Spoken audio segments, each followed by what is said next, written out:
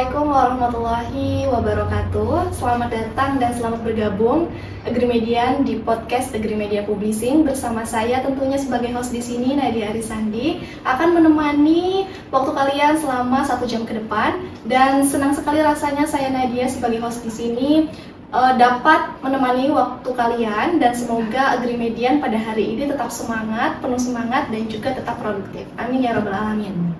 Baik Agrimedian, di episode kali ini yang sangat spesial ini kita akan ngobrolin topik yang sangat menarik dan juga relevan, yaitu yang bertema Scopus bukan mimpi. Nah, kira-kira bagaimana ya Scopus bukan mimpi itu? Dan di sini Nadia nggak sendiri, Agrimedian Nadia nggak sendiri. Di sini Nadia sudah kedatangan narasumber yang sangat menginspirasi dan juga hebat. Beliau bernama Bapak Wahyu Abdul Jafar, Magister Hukum Islam.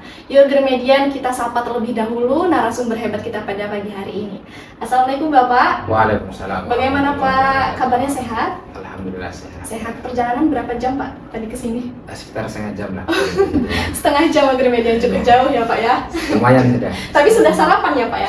Sudah. Alhamdulillah. Harus sarapan biar tetap semangat ya Pak. Dan tentunya memaksimalkan untuk memberikan ilmu yang bermanfaat pada pagi hari ini kepada penonton setia Agrimedian maupun mahasiswa-mahasiswi dan dari semua kalangan ya Pak ya.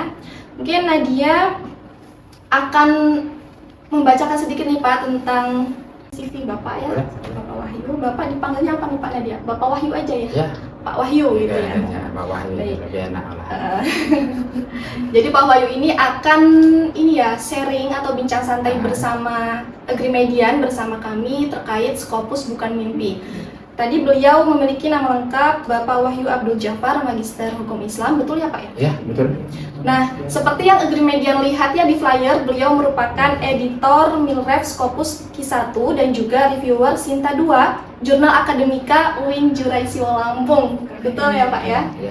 Nah, selain sebagai editor Milref Scopus dan juga reviewer di UIN Juraisiwo Lampung, Bapak juga sebagai Kepala Pusat LPPM di UIN Juraisiwo Lampung, betul? Kepala Pusat Penelitian. Kepala Pusat Penelitian Agrimedian. Dan Bapak juga merupakan tenaga pendidik, yaitu dosen di mata kuliah Project Penulisan Artikel Jurnal. Ilmiah. Jadi selain sebagai reviewer dan juga editor, Bapak langsung juga jadi dosen di sana ya Pak ya. Nah, seperti itu Agrimedian. Dan selain di internal, Pak Wahyu juga Nadia dengar-dengar menjadi reviewer Scopus jurnal di IAIN Curug. Ya, betul. Istinbat. Q1 juga betul. Kemudian reviewer Sinta 2 di Jurnal Madaniyah UIN Fatmawati Soekarno Bengkulu. Ya. Wah, jauh sekali Agrimedian. Tapi selain melalang buana di rumah-rumah jurnal di Indonesia ya, Pak Wahyu juga ternyata menjadi reviewer Q1 Jurnal Tamadun di Malaysia. Malaysia, sudah ke negeri jiran ya Pak ya. Masya Allah, emang pengalamannya perlu kita serap dan juga dijadikan sebagai motivasi untuk kita belajar terkait penulisan artikel jurnal ilmiah ini ya Pak ya. Nah, kemudian Agrimedian, selain kita mendapatkan ilmu yang bermanfaat nih pada pagi hari ini dari Pak Wahyu, Agrimedian juga akan mendapatkan e-sertifikat dan juga door prize bagi 1 orang penanya tercepat. Jadi jangan di close dulu ya live Instagramnya sampai selesai nanti 1 jam ke depan, karena selain kita mendapatkan ilmu yang bermanfaat, Nadia tekankan lagi kita akan memberikan e-sertifikat dan juga door prize bagi 1 orang penanya tercepat. Stay tune terus ya. Baik Bapak, sebelum Nadia menggali lebih banyak dan lebih jauh nih kepada Bapak, Nadia mau mengajukan sebuah pertanyaan pembuka dulu nih Pak. Oke. Nah, gini Pak, Nadia itu kalau mendengar nama Scopus gitu ya Pak, istilah Scopus itu kayak sulit sekali gitu Pak digapai gitu. Ya, nah jadi apa pendapat Bapak tentang anggapan bahwa publikasi di jurnal Scopus itu hanya untuk segelintir orang? Itu bagaimana pendapat Bapak? Sebenarnya ya tidak terlalu tepat seperti itu ya, karena ternyata Scopus itu kan sekarang bukan hanya digeluti oleh para profesor, bahkan para mahasiswa yang S1 pun sekarang sudah mulai ke sana gitu sudah. Jadi memang Scopus itu ibarat kayak orang mau menikah gitu, kayaknya berat, susah gitu, tapi begitu sudah dijalani ya kayak gitu lah, biasa-biasa aja gitu. Jadi gambaran yang sangat susah, sulit, itu kan memang di awal-awal saja. Nanti kalau kita sudah terjun masuk ke sana ya, oh ternyata seperti ini gitu. Nggak susah betul gitulah. Gitu. Memang kalau di awal-awal ya itu yang butuh persiapan. Kita harus upgrade diri, skill, kemampuan menulis, academic writing lah ya. Setelah itu udah kita kuasai, kita terjun ke dunia Scopus ya, insya Allah bisa gitu. Berarti tidak semenyeramkan yang dibayangkan ya, Ya. Pak ya. Tidak semenyeramkan asal Ya. itu ada persiapan ya Pak. Ya, Sebelumnya betul. ada persiapan gitu, ada skill juga. Ya, betul. Kita harus punya modal bahasa itu, tidak bonek betul gitu. Jadi kita terjun ke sesuatu bidang tertentu memang sudah harus disiapkan terlebih dahulu gitu. Kalau enggak ya nanti kita ya gagal kalau nggak ada persiapannya gitu kan. Nah, gagal itu yang bikin orang frustasi atau malas untuk melanjutkan itu. Itu yang sering menyebabkan orang kok nggak sukses di dunia Scopus ketika nulis ya seperti itu gitu. Dia berangkat maju tanpa persiapan, direject, ditolak, sakit hati, nggak melanjutkan lagi gitu. Jadi kita harus never give up ya Pak ya, jangan Ya. menyerah. Sama seperti orang naik sepeda lah itu kan. Kalau jatuh sekali itu wajar itu, jatuh 2 kali udah mau bisa gitu kan. Ketika kita submit ke jurnal terindeks Scopus ditolak pertama tuh ya wajar itu. Jarang yang langsung diterima, dikasih apa ya bahasanya atensi yang bagus tuh jarang. Ya, rata-rata pertama kali mau ditolak. Ya wajar karena masih pemula kan. Ditolak, lama-lama nanti ya diterima juga gitu. Baik Pak, ini Nadia dengar-dengar ya Pak, dengar-dengar kan ini Bapak sebagai dosen di MK penulisan artikel ilmiah di Fakultas Syariah, Ya. Fakultas Syariah UIN Juraisiwo Lampung.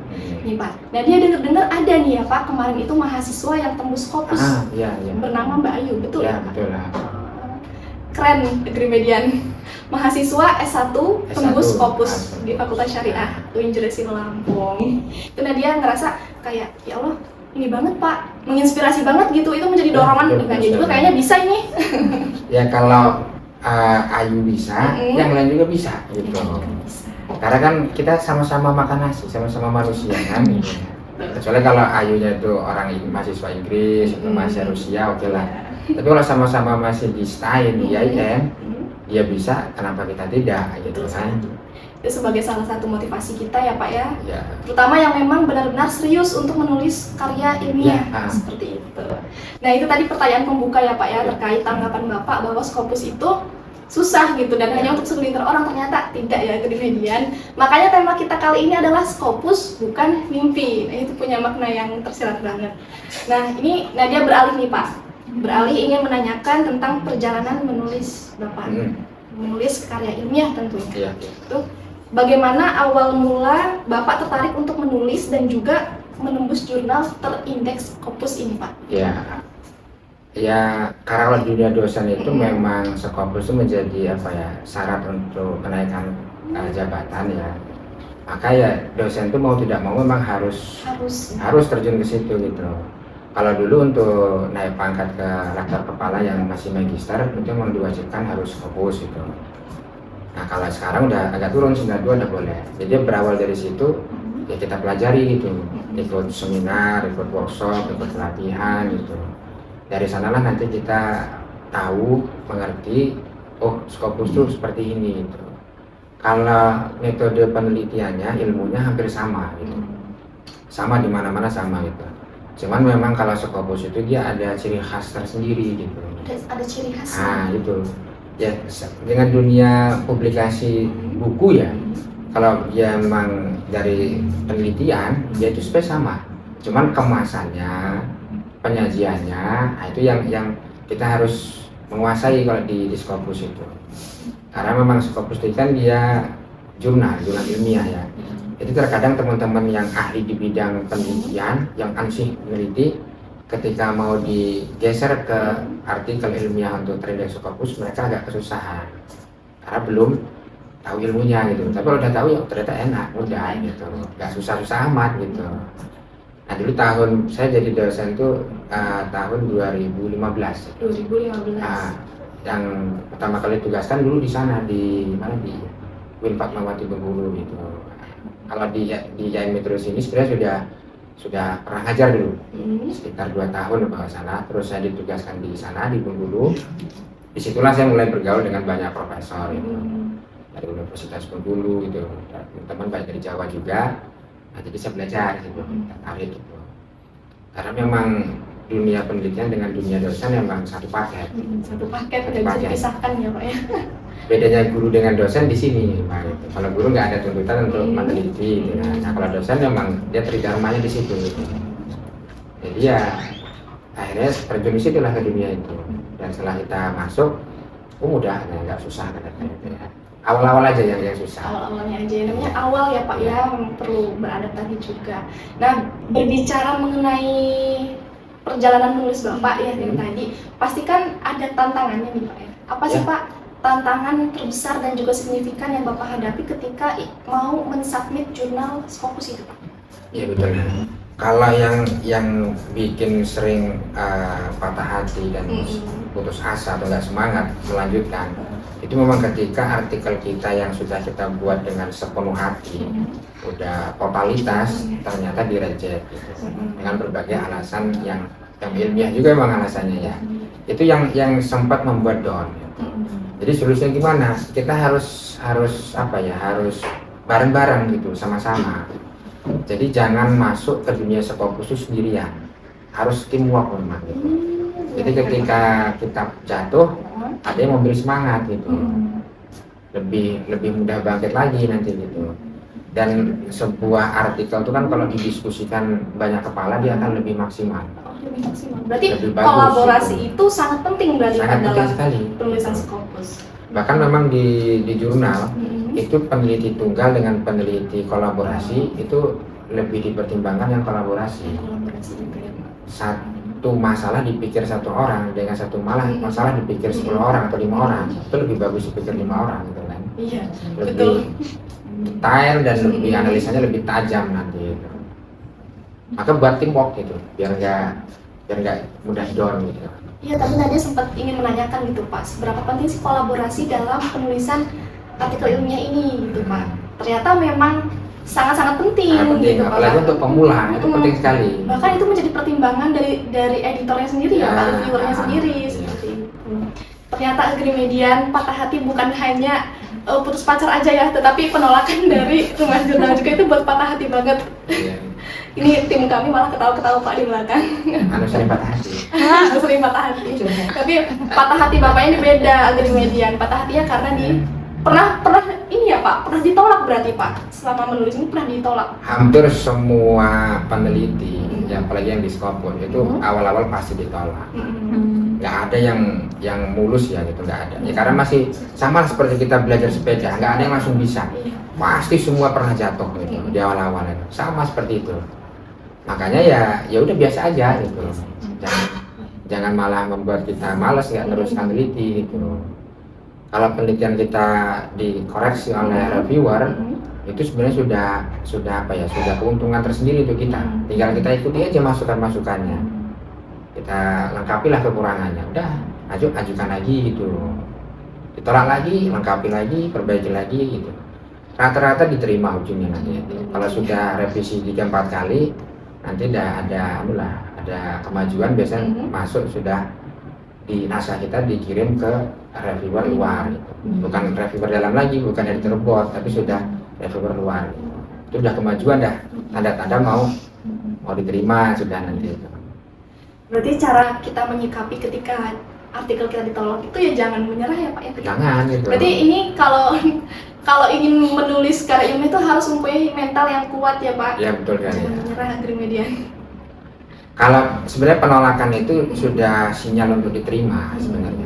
Yang susah tuh kalau naskah kita nggak disenggol sama tim editorial. Enggak disenggol sama sekali. Ya, digantung itu memang lebih susah. Kalau ada status ditolak itu lebih enak gitu. Lebih jelas ya Pak Lebih ya. jelas, ya. Enggak menggantung. Yang susah itu yang digantung. Nah, itu yang nggak jelas itu kan. Bener-bener. Karena kalau digantung juga ya itu patah hati nantinya. Baik Pak. Nah itu sekilas tentang perjalanan menulis Pak Wahyu ya Pak. Ya. Sekaligus berbagi pengalaman kepada kita bagaimana cara menyikapi ketika artikel jurnal kita ditolak segala macam kayak gitu. Jadi intinya jangan menyerah. Jadi bagi yang nulis jurnal itu harus memiliki sikap jangan menyerah, berarti ya Kak? Itu wajib gitu ya. Wajib. Itu mental harus dipunya. Fardu ain. Fardu ain. Fardu ain. Baik Pak, ini Nadia mau agak sedikit mengulik nih Pak tentang strategi mungkin ya, strategi dan juga tips untuk menulis jurnal, terutama tema kita itu jurnal Scopus gitu. Ya, ya. Jadi menurut Bapak itu strategi apa yang efektif agar artikel kita itu dapat diterima di jurnal bereputasi? Istilahnya kita kan kadang menemukan jurnal itu yang predator ya Pak, maksudnya yang jurnal predator. Nah itu bagaimana sih caranya efektif atau strategi yang efektif agar jurnal kita itu bisa diterima di jurnal bereputasi? Ya, sebelum kita submit ke jurnal yang kita tuju ya, kita harus kenal dulu emang dengan publishernya ya, dengan karakteristik dari jurnal yang ingin kita submit itu. Jadi riset kita dua ya, satu riset murni penelitian kita, yang kedua kita riset di jurnal mana yang pas dengan minat kita. Dan riset jurnal itu malah yang pertama. Jadi langkah awal pertama. Langkah awal. Jadi sebelum kita membuat karya ilmiah, kita sudah punya riset dulu artikel kita nanti ini mau di mana. Gitu. Karena kita harus menyesuaikan dengan karakteristik dari jurnal yang kita tuju. Template-nya juga ya Pak? Bukan hanya template. Biasanya kalau di redaktur jurnal itu kan biasanya dia punya pola pikir, punya kecenderungan. Nah itu kita bisa lihat dari beberapa artikel yang dipublish, dia sukanya apa? Ada yang tipe suka arah ke gender. Gitu. Berarti punya distingnya tersendiri ya Pak? Ada gitu ya. Jadi kenali juga emang redakturnya gitu. Karena gimana apa ya, itu menjadi kunci artikel kita untuk diterima tuh kalau selaras dengan pemikiran dari redaktur, dengan pemikiran reviewer gitu. Makanya akan lebih mudah diterima kalau kita memang sudah satu frekuensi gitu. Enak jadinya. Nah, kalau tulisan kita arahnya ke gender ya, ya kita nanti cari yang redaktur dan jurnal yang kesana gitu. Walaupun peninjauan misalnya pakai Islamic Law gitu, hukum Islam ya, kita cari jurnal-jurnal Scopus yang lebih arahnya ke situ gitu, frekuensinya arahnya ke situ gitu. Itu nanti kemungkinan bisa diterimanya besar. Gitu. Karena sudah sefrekuensi tadi ya. Nah, sudah ada chemistry tersendiri. Gitu. Itu poin tambahan itu. Poin tambahan. Berarti ini ya Pak ya harus frekuensi dan kita harus memang kenal dulu sama rumah jurnalnya. Kalau kenal mungkin lebih ke kenal di tulisan ya. Kenal di tulisan. Nah, jadi kenali jurnal itu melewati artikel-artikel yang dipublish itu arahnya seperti apa, gitu. Model analisanya bagaimana, gitu. Terus kesimpulan dari penelitian-penelitian yang dipublish itu bentuknya seperti apa, gitu. Itu kan setiap orang itu kan punya kecenderungan pola pikir, gitu. Termasuk reviewer-reviewer yang ditaruh di jurnal tersebut seperti apa, gitu. Itu yang poin tambahan di situ. Dan juga kan kalau misalkan artikel kita itu nggak sesuai sama fokus, lokus, cakupan rumah jurnal itu ya itu pasti ditolak ya Pak. Ditolak Gramedia. Karena gini, artikel yang sesuai fokus yang scope yang masuk ke meja redaksi itu ada banyak. Ada bisa sampai 1000 naskah. Dari 1000 naskah itu pasti redaktur akan melihat sekilas yang satu frekuensi gitu. Sama-sama masuk fokus and scope-nya. Tapi kalau naskah si A ini punya apa yang dicari oleh redaktur atau oleh jurnal tersebut, itu pasti akan prioritas gitu. Ya dulu saya pernah nulis di Pakistan ya, di Hamdan Islamicus itu. Saya riset dulu jurnal itu arahnya kemana gitu. Nah kebetulan naskah saya ini kan terkait masalah buzzer politik di Indonesia juga waktu itu tahun 2017 itu masih in kan ya, masih rame-ramenya lah. Sesuai juga dengan maunya pihak tim editorial dari Hamdan Islamicus gitu. Maka cepat sekali, cepat direspon, cepat direview, diminta hasil revisinya pun diminta cepat gitu. Cepat berarti tetap ada proses revisi ya? Tetap, 9 kali saya diproses. 9 kali di media tuh, 9 kali revisi ya Pak ya? 9 kali. Dan nggak jaminan kalau sudah direvisi itu diterima. Teman saya itu ada yang udah revisi 12 kali, ujung-ujungnya di reject gitu. Ya biasa lah itu. Makanya jangan ada anggapan kalau naskah kita sudah di review kemudian kita revisi udah berkali-kali pasti diterima, ya tidak juga gitu. Kadang-kadang ada yang di reject ujungnya gitu. Dan ternyata kalau kita memilih topik judul yang sedang hangat diperbincangkan itu malah lebih diprioritaskan ya Pak ya? Ya, karena memang jurnal itu kan dia selain selain ilmiah, ada sisi marketingnya gitu. Ada sisi marketingnya. Supaya banyak dilihat orang, supaya banyak dibaca orang. Maka para redaktur juga itu memilih tema-tema yang lagi in gitu, yang lagi banyak diperbincangkan. Karena Scopus itu memang basicnya dia pakai citasi. Jadi semakin banyak disitasi orang, berarti dia memiliki impact faktor tinggi gitu. Makanya kalau tema-tema yang lagi diperbincangkan itu pasti banyak yang baca gitu. Banyak yang mensitasi juga nanti itu. Itu makanya kenapa kok lebih dapat prioritas naskah-naskah yang temanya tema yang lagi in gitu lah. Berarti kalau dalam Scopus itu semakin banyak disitasi orang, maka impact-nya ya besar juga gitu ya. Selain itu juga kita juga harus membaguskan naskah kita. Jadi tetap harus standar, academic writing-nya tetap harus bagus. Sebagus apapun tema, tapi kalau ditulis dengan berantakan, nggak ada metodologi yang bagus, ya pasti ditolak sama redaktur itu. Jadi memang harus ada skill untuk writing-nya ya Pak? Ada standarnya memang. Jadi naskah-naskah yang layak untuk dipublish di Scopus itu memang ada standarnya gitu. Kalau nggak memenuhi standar ya langsung ditolak dengan meja redaksi nanti, tim redaksi ini. Baik Pak, berbicara masih dalam bagaimana kita itu submit jurnal itu, sepengalaman Bapak, bagaimana sih Bapak itu memilih jurnal untuk Bapak submitnya naskah gitu? Ini kalau kita submit naskah, kita sesuaikan dengan keperluan dan kebutuhan kita. Sesuai kebutuhan dan keperluan. Karena memang di Scopus sendiri jurnal itu ada klasifikasinya. Semakin tinggi kualitas jurnalnya Q1, itu pasti nanti persyaratannya maka semakin ketat. Semakin ketat. Semua sudah standar ya, Q1, Q2, Q3, itu semua standar Scopus semua. Tapi kalau kita masuk ke yang Q1, itu makanya semakin ketat. Maka kalau kita mau submit artikel, ya kita sesuaikan kebutuhan kita untuk apa. Kalau misalkan yang untuk mahasiswa berarti hanya untuk syarat lulus, kita mulai menyasar yang Scopus yang Q4 gitu. Tapi kalau memang kebutuhan kita untuk guru besar, itu ya kita ke Q1 majunya gitu kan.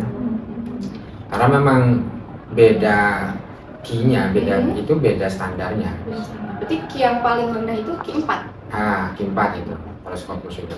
Kalau Q1 itu persyaratannya semakin ketat ya Pak ya? Biasanya dia tambahan, nanti di Q4 sudah ada, dia nambah lagi. Salah satunya gini, biasanya sih ya mensyaratkan ada autor luar negeri dan risetnya itu lebih diutamakan yang di luar negeri. Kemudian ada nanti itu namanya proofreadnya, dia proofread yang profesional gitu. Jadi naskah itu memang betul-betul enak dibaca, bagus gitu.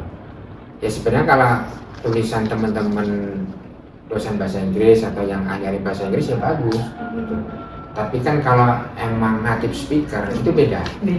Makanya anak SMA, anak kuliah sama-sama nulis, sama-sama bisa dipahami, tapi beda narasinya gitu. Diksi katanya lebih pintar yang native speaker gitu. Itu biasanya yang kalau yang Kiki 1 mintanya ke situ semua. Cuman bisa kita siasati, kita bisa pakai jasa proofread yang profesional gitu.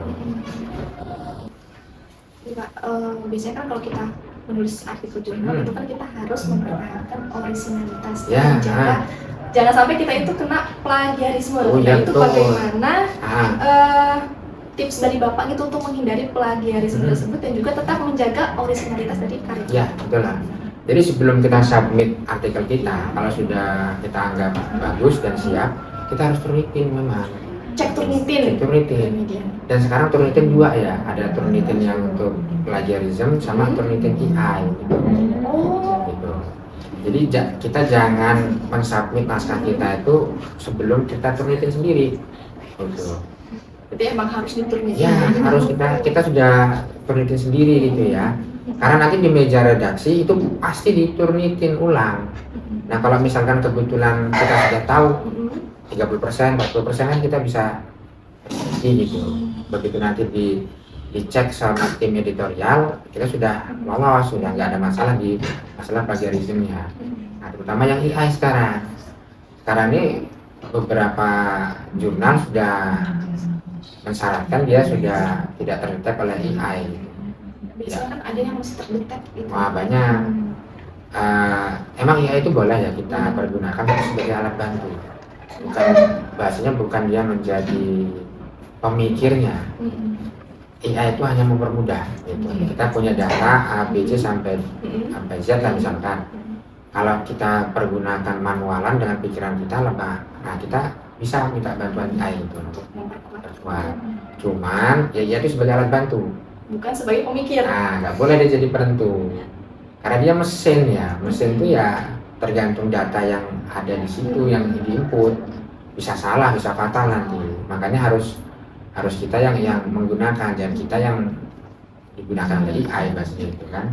Ini sebagai salah satu bijak menggunakan teknologi juga ya, Ya. Pak? Karena apalagi sebagai mahasiswa ya, karena Nadia ini masih mahasiswa juga ya Pak, jadi ya jangan menggunakan AI itu sebagai kan buat makalah AI semua gitu, Itu akan ketahuan gitu.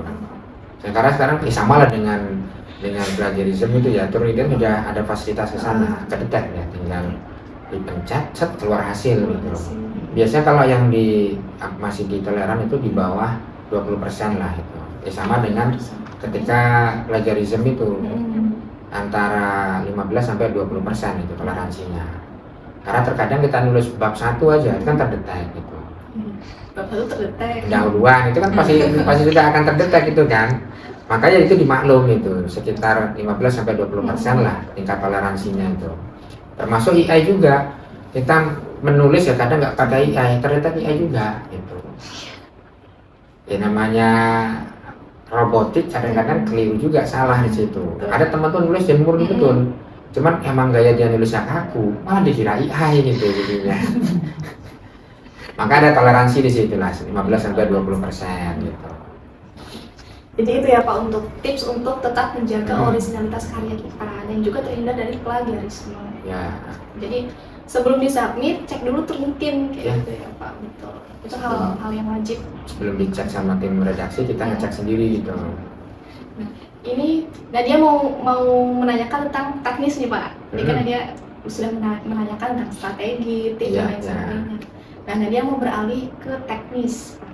Jadi ada nggak sih Pak dalam kita itu menulis jurnal, terutama untuk Scopus ya Pak ya, itu ada nggak sih Pak format penulisannya gitu, ketentuan atau strukturnya gitu ada?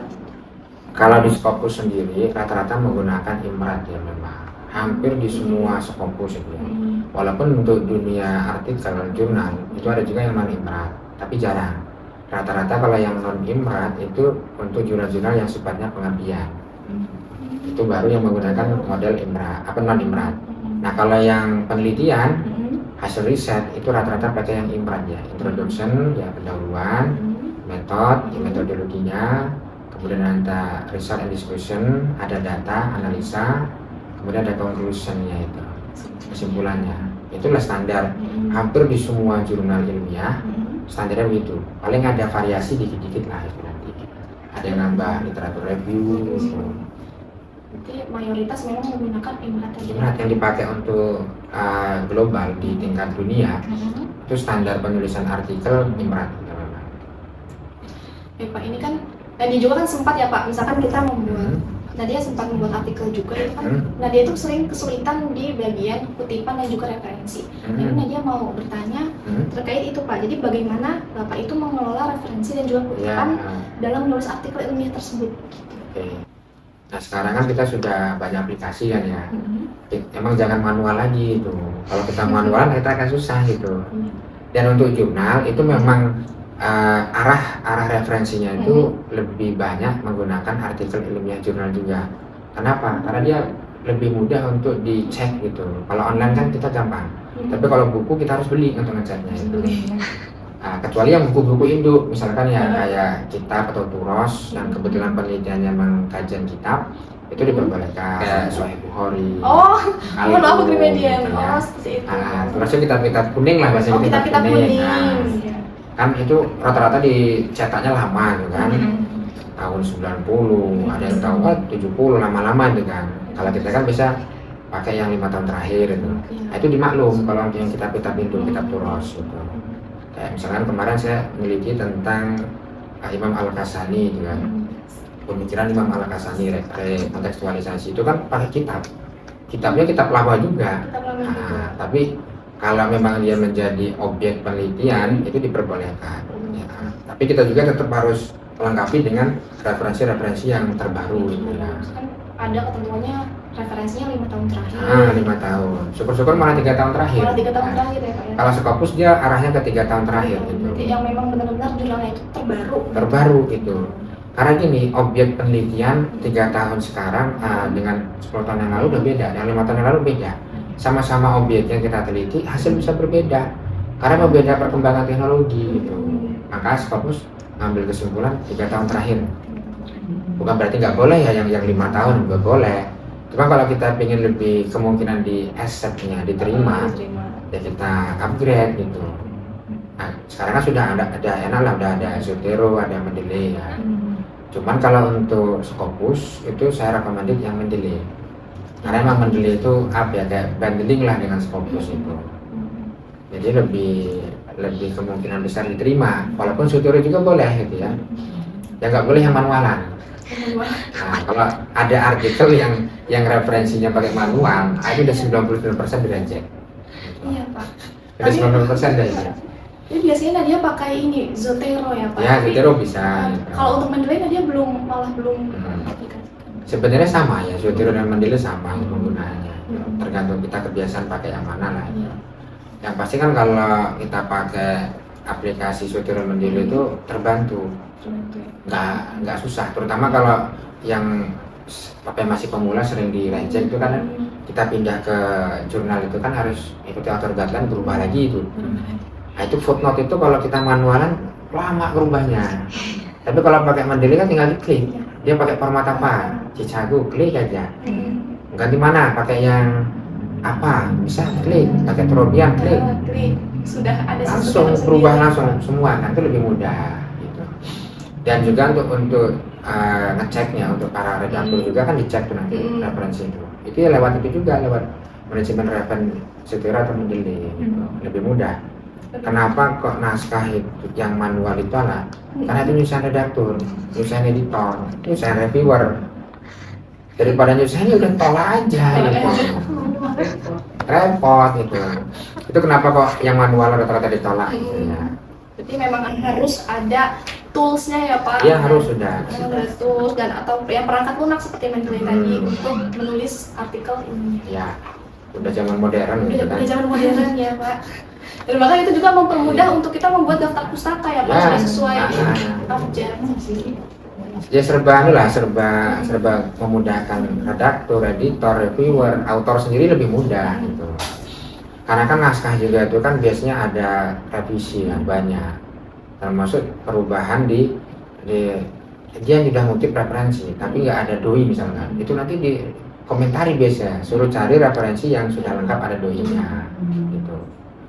Kalau manualan ya susah ngetik doinya, repot kan kan. iya Pak, Susah lah itu, nyusahin bener lah itu. Urusan apa ya, footnote aja bisa berbulan-bulan itu nanti, lama gitu. Bisa-bisa revisinya juga ya ke footnote-nya juga ya Pak. Mana-mana revisi itu ya kan akan dicek. Walaupun dia bagus ya ngutipnya, tapi kalau di jurnal tidak ada doi, itu memang rata-rata disuruh ganti, disuruh cari yang referensi yang sudah lengkap ada doinya. Itu tadi seputar teknis ya Grimedian, ternyata memang selain punya mental pantang menyerah, kita juga harus tahu ya Pak ya, harus tahu tentang perangkat lunak yang kita gunakan dalam menulis, skill menulis kita dan lain sebagainya. Memang perlu niat benar-benar untuk menulis artikel ilmiah seperti itu. Nah Pak, ini Nadia mau kembali ke pembahasan di awal mengenai Tridharma Perguruan Tinggi, dan juga tadi Bapak bilang bahwa dosen dan juga penelitian itu satu paket gitu kan Pak. Nah ini dia mau bertanya nih Pak, ini sebagai motivasi aja sih Pak, motivasi. Jadi menurut Bapak peran institusi ya Pak ya, apa sih peran institusi dalam mendukung sivitas akademika agar bisa go internasional lewat publikasi karya ilmiah. Ya betul. Kampus sekarang itu kan memang dituntut untuk bertransformasi ya menuju world class university gitu kan. Jadi mau tidak mau memang arahnya sekarang menuju internasional. Misalnya kampus kita UIN Juresingo itu akan susah dikenal di Eropa, di Barat kalau ngandelin gedung-gedungnya gitu. Jadi gimana bisa menembus itu? Ya lewat tulisan gitu. Tulisan. Lewat publikasi ya Pak Iya, ya? lewat publikasi lewat jurnal ilmiah Scopus. Jadi misalnya kalau ada mahasiswa di kampus ya di YIAN ini nulis dibaca sama orang Inggris gitu kan. Terkenal nanti di Eropa, di Amerika gitu kan. Jadi orang itu akan mengenal kita ya lewat tulisan gitu. Dan itu abadi selama-lamanya gitu. Kalau maka kampus gimana? Ya kampus harus mendukung, menyediakan fasilitasnya termasuk permitin yang bisa diakses oleh semua kalangan, mahasiswa dan dosen juga ya. Kemudian kalau di beberapa kampus itu malah menyediakan bahasanya apa? Akomodasinya Untuk menulis. untuk menulis itu. Nah, saya kita ada publish di jurnal A, di sana menggunakan ada beban APC. Nanti diajukan ke kampus bisa diganti gitu. Memang menyediakan, ada beberapa yang menyediakan akomodasi. Ada seperti gitu. itu, Pak. Karena memang itu simbiosis mutualis, bukan hanya peneliti yang diuntungkan, tapi institusi juga akan diuntungkan. Akan dia terkenal di mana ya, di dunia internasional, terus naik juga grade-nya, kan senang sekali gitu. Orang nggak akan mengenal lewat gedung, lewat kelas, Gedung yang susah. besar gitu. Tapi kalau misalkan dalam setahun ya, ada 100 mahasiswa yang menulis, yang meneliti, dan dia bisa publish di Scopus. Itu capaian luar biasa sekali. Pasti akan terkenal nanti di dunia internasional itu. Oh, ini mahasiswa S1 aja sudah banyak tulisannya di database Scopus itu. Kampus mana ini? Oh, kampus UIN Juresingo. Nah, ini kan. Bisa kunjungan nanti ke sini juga gitu. Mereka bahkan bisa nanti ngajak kerjasama nanti. Kalau kita sudah terkenal itu mudah untuk menjalin kerjasama dengan luar negeri. Dan kerjasama itu menjadi sekarang jadi syarat utama kan, jadi wajib gitu kan. Maka memang meneliti itu untungnya ke semua pihak ya, ke mahasiswa menguntungkan, ke prodi menguntungkan. Nanti prodi bisa naik juga akreditasinya. Karena publikasi tadi itu ya Pak. Betul sekali gitu. Syarat untuk mendapatkan akreditasi unggul memang harus ada sisi internasional itu. Nah kalau mahasiswa diarahkan ke sana, ya akan mendukung penguatan prodi. Kalau prodinya udah bagus, akreditasinya, ya institusi juga akan meningkat otomatis, gitu kan. Maka saling mendukung itu memang. Di beberapa kampus itu di bahasa itu dipersiapkan betul gitu. Memang layanan untuk sana itu ada betul gitu, pelatihannya gitu, ada workshopnya gitu, dibina betul lah gitu. Termasuk nanti dia kalau butuh biaya untuk publish ya, itu pun disiapkan. Karena memang Scopus itu ada yang berbayar, ada yang tidak berbayar. Nah yang tidak berbayar sebenarnya lebih banyak. Biasanya dia pakai sistem yang closed access gitu, itu free. Ada juga sebagian yang open access yang free juga ada itu. Ini memudahkan kita ya. Cuman biasanya kalau yang free itu memang antriannya panjang, banyak. Nggak hanya di Indonesia. Kalau yang gratis itu mau diminati di seluruh dunia memang. Tapi memang prosesnya harus bersabar kita gitu. Proses antrinya tadi ya Pak ya. Ya karena reviewer di jurnal itu kan nggak banyak. Paling ada 20-30 orang kan. Misalnya kalau naskah sampai 5.000, ya perlu waktu, perlu antrian gitu memang gitu. Ya seperti itulah kalau yang gratis memang ramai gitu. Di mana tempat lah itu kan, nggak di Indonesia itu, di Eropa, di Amerika sama itu memang. Karena itu memang insting manusia itu. Ya kita kalau masuk yang ke closed access ya harus bersabar gitu. Itu untuk melatihan lah, untuk melatih kemampuan kita menulis dan kesabaran kita juga gitu.